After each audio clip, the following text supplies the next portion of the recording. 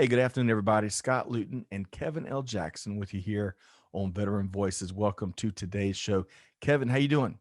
Hey, I'm doing great. I'm really excited about today's show. I am too. We have an outstanding episode, one more teed up with really a passionate veterans advocate. And we're going to learn a lot more about what she's doing, what she's leading, some of her key insights and takeaways, and have a great conversation, a lot of fun while we do it. Kevin, you buckled up, ready to go? Oh yeah, absolutely. Awesome. Ready for them G's. So stay tuned. Spoken like the former naval aviator, right on time, Kevin. So stay tuned for an intriguing conversation. We should a couple programming notes before we get started. So this program, of course, is part of our Supply Chain Now family of programming. It's part of our Give Forward programming. We're very passionate about supporting our fellow veterans and that community. We also partner with a great nonprofit called Vets to Industry, which is all about a clearinghouse of helping veterans find resources, oftentimes at no cost, to help them get through their transition or get through life. So be sure to check out vets2industry.com, powerful nonprofit helping veterans everywhere. Okay, so Kevin, are we ready to introduce the Mhm. guest? Yeah, I'm been waiting here. Come on, Scott. What's taking so long?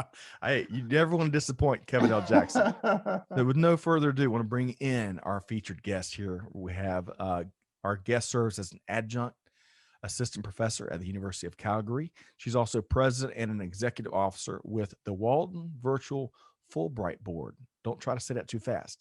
Our guest is actively involved, also consulting with companies on strategy, change management, and technology. And as I mentioned, she's a tireless advocate for the veteran community and for changing in general, being that change. So join me in welcoming Nadia Delanoy, PhD. Nadia, how are you? I'm doing well. Thank you for having me, Scott and Kevin. You bet. Well, we enjoyed our pre-show conversation. I've also enjoyed seeing you in action, facilitate events and conversations and dialogue, which helps awareness, which also helps drive and change. Right, you got to be aware of some of the change that needs to take place. And I Yeah, really, the thing about change though is that it's constant, you know? mm, excellent Hmm. point, excellent point. And the change that isn't constant is the change we're trying to make constant. Right. Yeah. Um, and so Kevin, Nadia has been a big part of that. Assembling, shepherding. We all know this plethora of virtual events. Finding veterans to share their experiences and from all walks of life. And Nadia, I really appreciated that your mo, quite frankly. Yeah. So today we're going to flip the script. We're going to learn a lot more about you and share you with our Veteran Voices community. So uh, let's start with the easy question. Where are you from? And give us a few anecdotes about your upbringing. Thanks, Scott. So I'm from Calgary in Alberta, Canada, and I grew up 2.5 hours from the big city I'm in a small ranching community, actually, one of the second brown families in the community. And I grew up in a stretch family. So that means that my parents taught me to be an athlete as much as an academic, as much as a musician and singer. So I was very lucky. And I grew up in a family where my brother had cerebral palsy. And so we learned to be very accommodating and understanding and empathetic all the way through. And I think that truly is what led me to become part of the change at a young age and be an advocate in education as much as veterans development, as much as for healthcare and programming. Wow. Okay. So you've shared a lot there that I want to dive into, and we will throughout the course of this hour or so. But Hmm. on a lighter note, you mentioned sports, singing, of course, students, studying and stuff. Out of all of those, what was your favorite, and then why? So I've coached varsity volleyball and been a trainer for varsity basketball. So those were my favorite in truth. And I still play regular volleyball and beach volleyball. So I would say that has kept me just throughout my life being well. Hmm. And yeah, just lucky to be able to have those opportunities. And I bet great stress relievers too. Yeah. Unplug, get outside, and spike the volleyball. Yeah, I, here. Here. I'll tell you after the show, I'm going to have to get with you because my granddaughter, she lives just south of Washington, uh, no, south of Seattle in Washington State. So, and she plays volleyball, Oh, wow. actually. She graduated from high school last year. She's in college right now. But the thing I was really impressed already by you is that term I've never heard before. She said, I grew up in a stretch family. I really, Right. I And you're like waiting. that term. I love that term. So, so uh, uh, you are produced by a family that made you really extend your worldview. Uh, Absolutely. this probably has a lot to do with why you are working with the Walden Virtual Fulbright Board. That seems to be something that people should really stretch towards. Is that right? What is it? Yeah, so the Walden Fulbright Board is a derivative of the Fulbright Association. So there's only 50 chapters across the United States, and they're dedicated to cultural exchange and understanding, diplomacy and advocacy, and various other international approaches. And so we host or we can develop programming that supports a variety of aspects. There's one university that's doing work in poetry, and others that are doing huge change projects in Haiti and across the United States, and others that are committed to developing their own voice, so understanding international exchange. Wow, that's really exciting. When I was in the military, one of the things I sort of looked at becoming was a embassy attaché, right? Oh, And but I'm horrible at languages. I couldn't really be good at language. I used to live in Monterey where they had oh wow. the defense uh, uh, institute out there, university out there, and I went to the Naval War College, and I learned a lot about how um, the community of nations need Mhm. to interact and work with each other. Mm. So Walden, this Fulbright board seems to be very much in place. How does it really support the veteran community? I could see a lot of ways. Yeah, so Walden itself has a robust veteran community, but Hmm. within our board this year and following, it's been our initiative to support really just the transition of veterans into civilian life. And I like to call it clearing the path. There's lots of paths you can take to wellness and the ability to transition, and maybe those paths are overwhelming for most. And so our role is to streamline it and give a voice really for what's going on in the veteran space.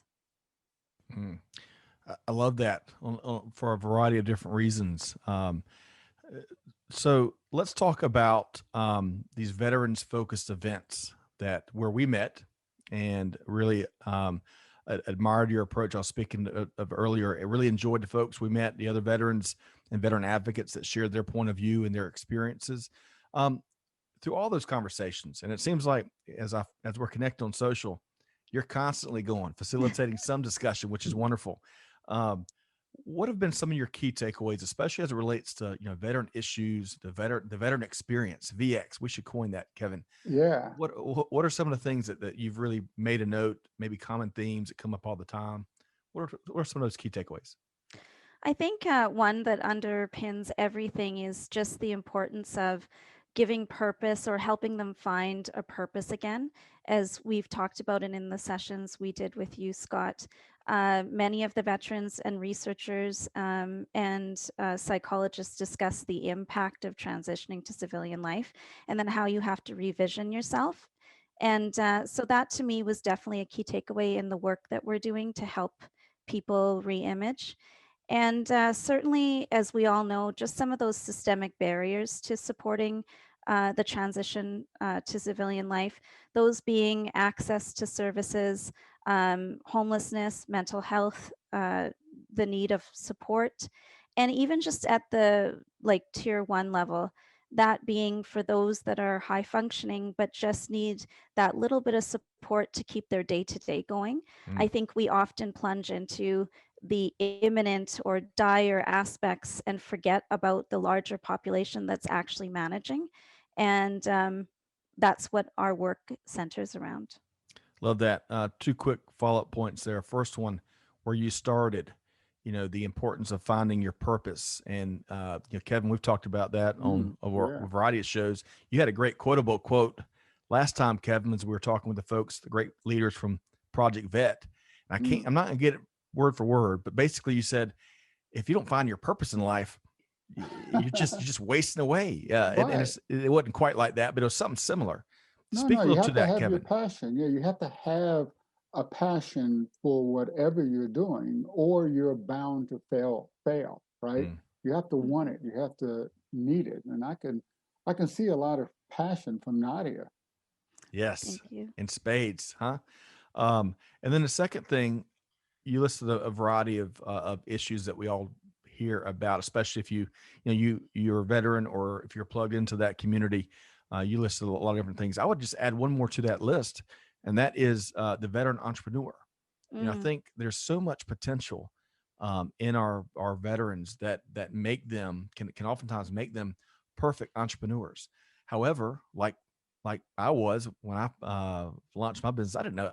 Well, Amanda, my wife, would still tell you that I don't know anything, but I really didn't know anything a few years ago when we launched our first business in 2013. And I think helping veterans find those, whether they're mentors that can help them, see their path, or just the resources, the funding, you name it, in that space. And Kevin, I know that's one thing you're passionate about too, right? Yeah, one of the things, we had another Veterans Voice show, and well, it wasn't a show actually. It was one of the side meetings. Every once in a while, Scott and I get on calls with transitioning veterans, and there were two that wanted to transition into the supply chain industry. And surprisingly, the civilians were reading their resumes, and although these were military officers, couldn't relate to the supply chain and logistics work that they were doing in the military. So they really couldn't get the interviews, or they couldn't get notice in the process. And I'm sure that's a challenge. When you were talking about Nadia, you were talking about the high functioning people. I mean, there was nothing wrong with them, but it Right. was a language barrier more than anything else. Yeah, Yes. and it's interesting, in our day and age, we talk about people that need to be cognitively flexible or creative in their thinking. And people who run logistics, they're so agile, they're able to hop from one thing to another and really develop a plan in the midst of what could be chaos. And people don't necessarily understand those competencies are so immense. You can't build them, and most of the population don't have them because they're a product of the traditional learning system. So I get it for sure. Well Yeah, said. Uh, yeah. you I know, see that you really have this passion that comes out, and I know the audience loves it, but Scott's going to get mad at me right here. But because I really want to understand how you stretch. She came from a stretch family, for heaven's sake. So what do let's shift gears a little bit here. What do you do beyond the WBFB? What do you do professionally? I mean, you are clearly learned. You are a professor at a university. You run your own business. You're a consultant. Wow, you play volleyball. Come on, tell us more. I think I'm really blessed, and more so because you would call me an interdisciplinary, like someone who lives in multiple disciplines. And I really do. And I think, we're born into the world seeing the sky and trees and everything in its beauty. And then all of a sudden we're pegged down to know that a tree is green with brown, soil around it and a trunk. And I think I've been able to, through my family, push beyond that. And so, like you, Kevin, and Scott, who are entrepreneurs in your own right and in cutting edge industry, I'm able to help and see the problem space in multiple vantage points. So the projects I do have been international in nature, mostly in educational development and technology integration. And you would think that education and tech are sort of at two ends of the spectrum. But in truth, as you know, Kevin, I'm sure more than any of us on this panel, that truly that infrastructure, which is typically learning or education, comes before any sort of technological medium.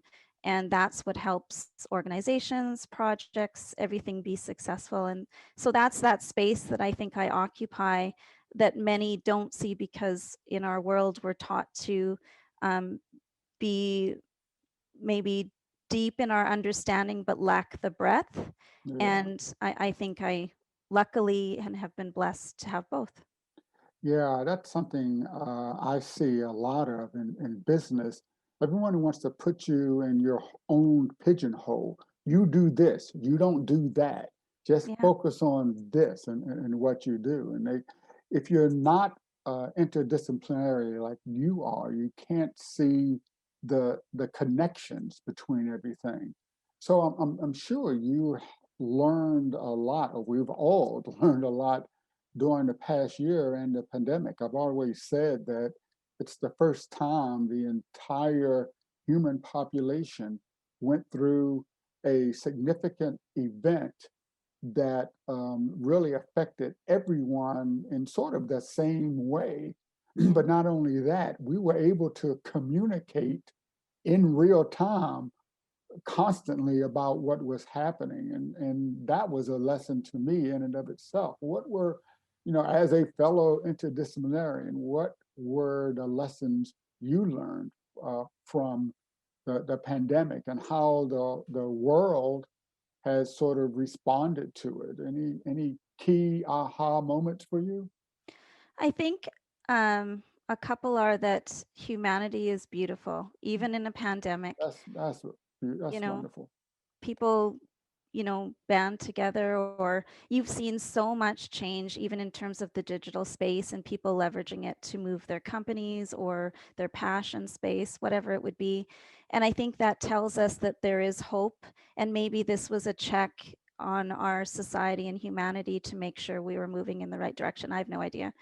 But the Mm. other key takeaway is, and I think this is just a natural state for everyone, including probably in your book, it would be curious to read that, that you just keep ticking, you just keep moving forward, Don't stop, keep don't going. stop. And, yes, the pandemic for many, it's a challenging place to be, but honestly, it helped a lot of us just regroup and center ourselves and stop the noise that was around us, and it forced us to sort of be.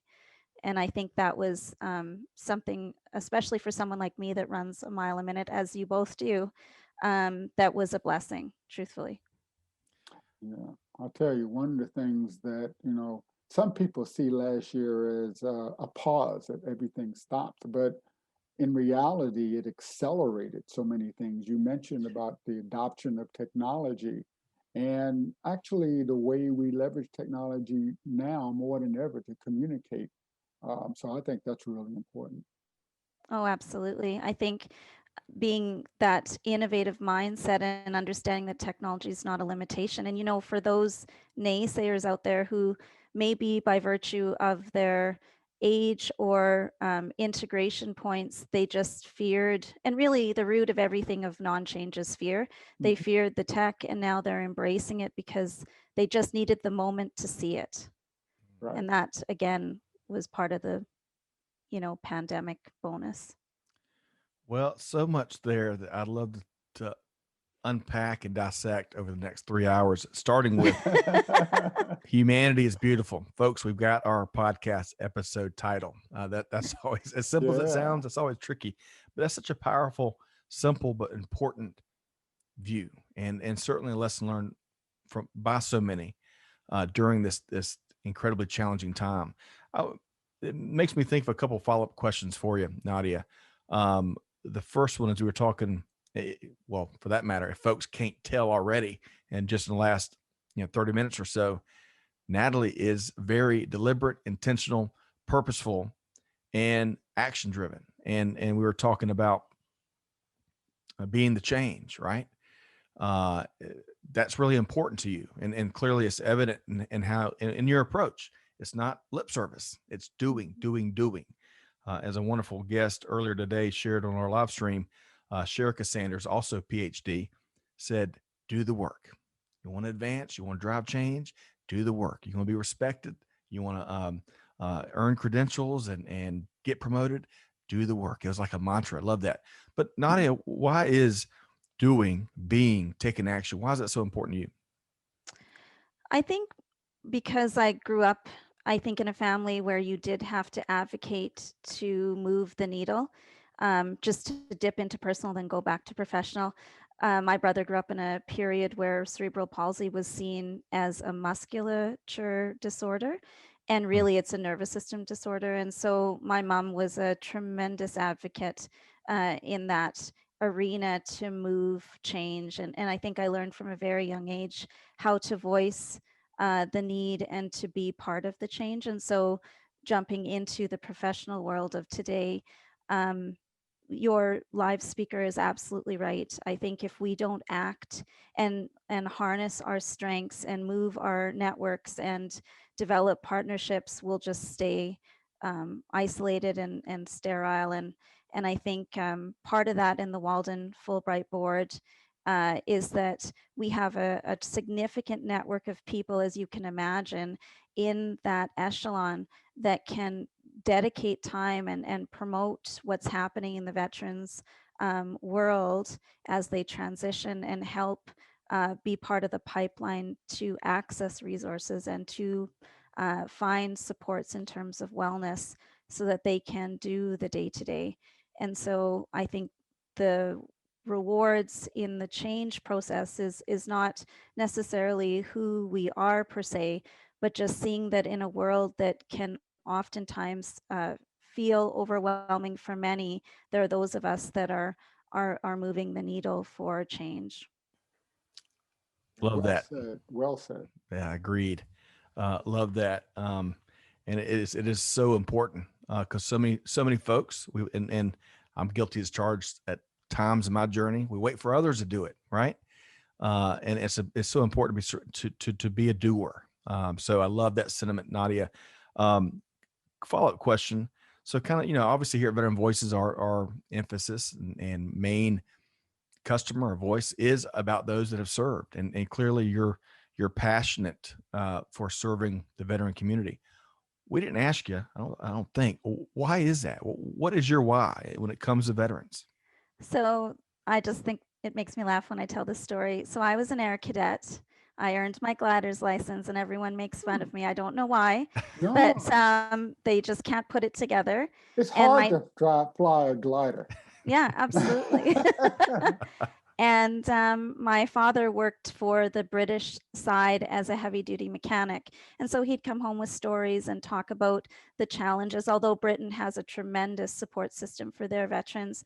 But I think as soon as this came around as an opportunity, it was really easy to know that I had the ability and our team is tremendous, and we could make some change in this area. Love that.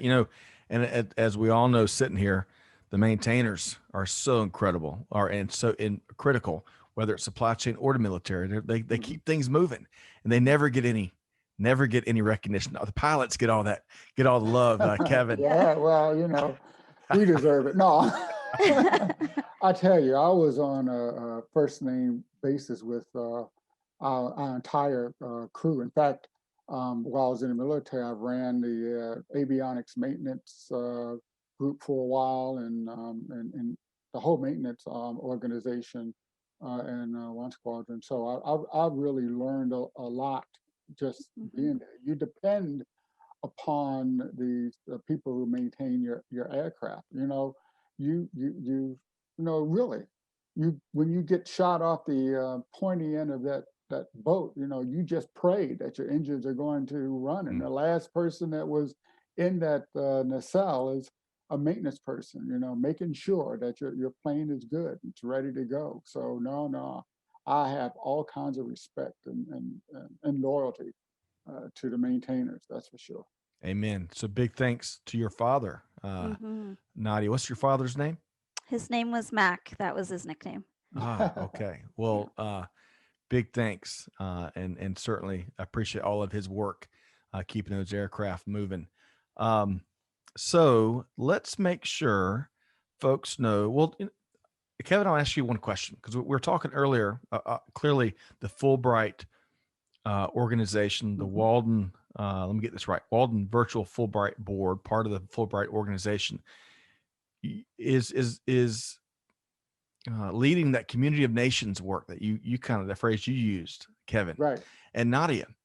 You know, I follow. I'm a board member of the Kevin L. Jackson fan club. What? If you haven't seen it already, but someone shared an image, Kevin, just here recently of you meeting um, one Oh, someone a leader in the Middle East. And I can't remember who it is right this second. right. It was the Crown Prince of Bahrain. Oh, wow. Yeah, I was over there doing some work, and I got an audience with the Crown Prince, and yeah, that was really beautiful. I actually have done some work in the Kingdom of Saudi Arabia, well, around the world in a lot of different places. But it was a year ago on April 13th that I got an audience with the Crown Prince. You know, Wow. things like that are kind of they uh, memories of a lifetime, right? Mm. Absolutely. And even just their perspective geopolitically, it would be amazing to see and hear where they're at, what they're thinking economically, and, is it aligned or how does it look in the bigger space? Yeah. Excellent point. So, on that note, one final question I want to pose to you, and then we'll make sure folks know how to connect with Nadia. Uh, so, the global dialogue, right? Clearly, the pandemic, as we unfortunately all found out, was not a localized issue. It was a global issue, right? There's plenty of other global issues facing us, from human trafficking to, I mean, what really you name it, climate change, no shortage, right? Um, talk talk to us about just how important it is to be that facilitator, helping broker that dialogue and conversations amongst folks globally that come from different walks of life, have different customs, have different worldviews. How important of a role is that, not just for you, but plenty of others that may be aspiring to be and do what you do? Great question. I think it's immensely important to find the common ground.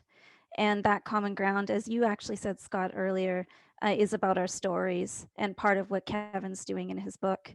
And our stories really can bring us together, whether it's family stories or growing up or whatever it would be. And just an example, we did some work with Haiti a year ago. And Haiti is a nation, as you know, that has had historical strife, period. And we worked with high school students and early adults who were trying to transition into job space Mm. and workplace readiness. And their first area that we needed to talk about, I think, just to help us be on a common playing field, was their history and their two languages, and that they really speak in a dialect that's homegrown but isn't connected in terms of the understanding in the global community. And so we did shift a lot of our languaging to respect that part of their history. And I think sometimes, and it's maybe a Western liberal thing, and maybe this isn't a political platform at all, but maybe for us in developing worlds, it's easy to make an assumption that we are already speaking the same language, air quote.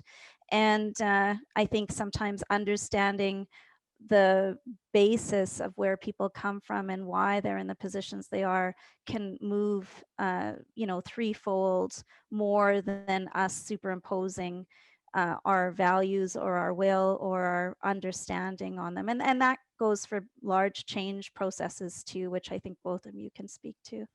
No, I Excellent. think that's one of the things that most people really underappreciate is history, right? They say, well, that happened so long ago, and it wasn't in my country or in my neighborhood. But what's really important to know is that although history does not repeat, as people always say, it does rhyme an awful lot, right? Yeah. And Here, here. it rhymes across national boundaries. It rhymes across local groups, dialect, across languages. And when you learn the history of other peoples, you learn more about your own history. Yeah. So I'm a technologist, but I love history. And I would, I'll tell anybody, whatever you do for a living, learn, understand, and appreciate history. Absolutely. I'm gonna completely steal that. History may not repeat, but it rhymes, Kevin. I'm gonna completely steal that from you. That's such a great line. It is. Going back to what you shared, Nadia, and I really appreciate that. You know, one of the things I kind of heard you speak to or maybe imply was you gotta go meet and serve people where they are. Right? We all make assumptions as part of being human, and they're some are much more harmless than others, but really seek first understanding and go and meet and serve the folks where they are. I love that story you shared about Haiti. Okay, so Nadia, I want to make sure folks know how to connect with you. I admire the work you do.